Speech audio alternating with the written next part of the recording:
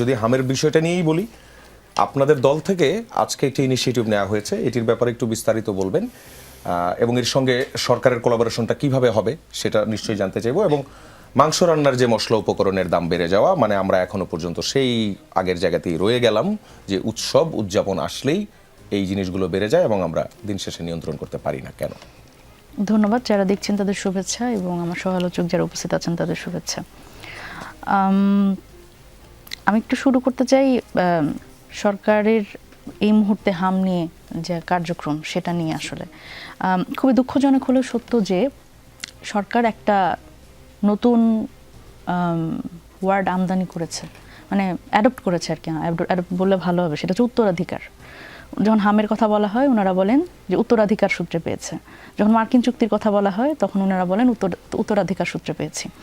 এখন এই উত্তরাধিকার সূত্রে পাওয়ার মধ্যে দিয়ে মানে এটা বলার মধ্যে দিয়ে যে সমস্যাটা, সেটা হচ্ছে যে বাস্তব চিত্রটা ইগনোর করার এক ধরনের ব্যাপার থাকে। এবং সরকারের পক্ষ থেকে যে কাজগুলো করার কথা এখন এই মুহূর্তে, কারণ আমরা দেখছি যেভাবে করে এই হামের শিশুদের মৃত্যুর সংখ্যা বাড়ছে, সেখানে কোনোভাবেই আসলে এই দায় চাপানোর রাজনীতি সেটা আমরা দেখতে চাই না।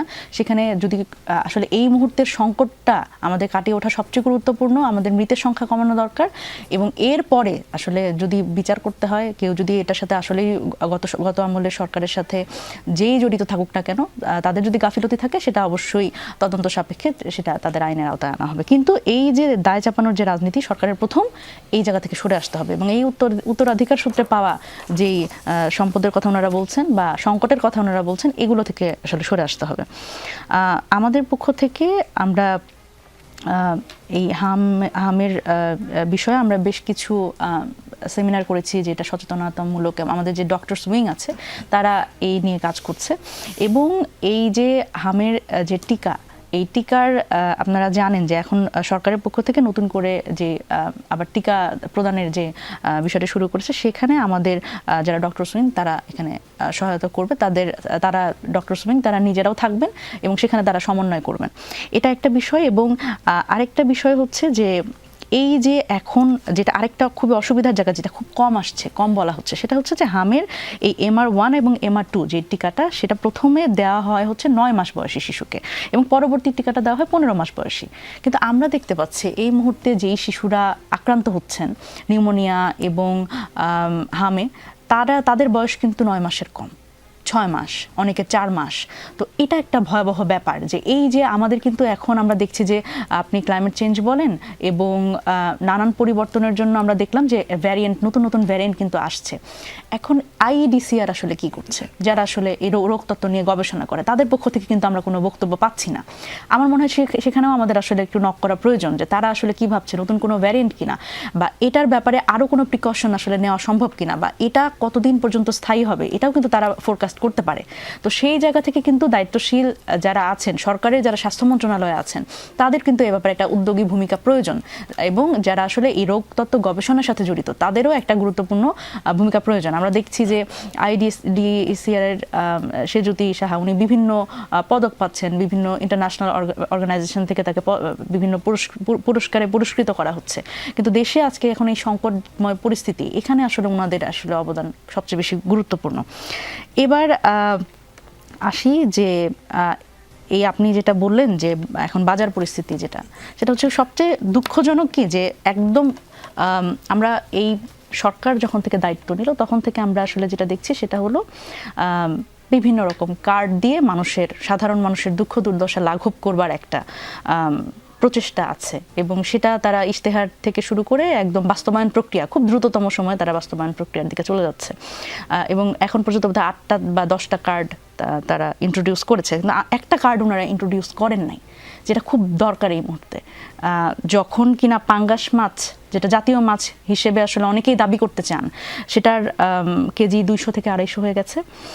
আলুর দাম যেখানে 70 থেকে 75 টাকা হয়ে গেছে। একটা কার্ড খুব জরুরি, সেটা আমি বিএনপিকে বলবো ইন্ট্রোডিউস করে, সেটা মধ্যবিত্ত কার্ড।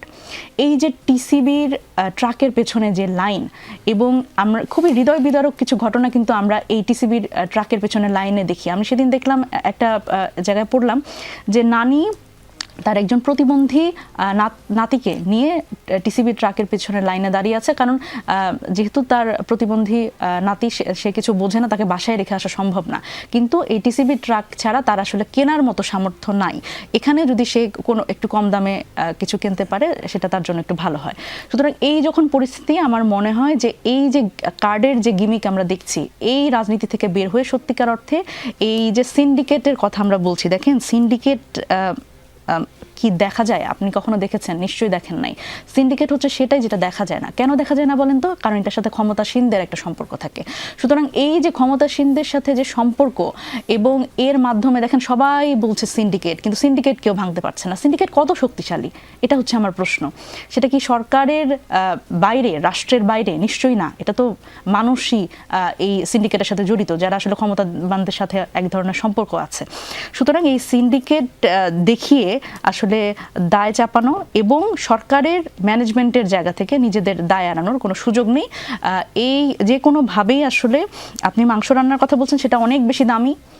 আমি পাঙ্গাস মাছ এবং আলু দিয়ে শুরু করলাম এই কারণে, কারণ মধ্যবিত্ত যারা, তাদের আসলে এই সুযোগটা অনেক কম মাংস রান্না পর্যন্ত যাওয়ার।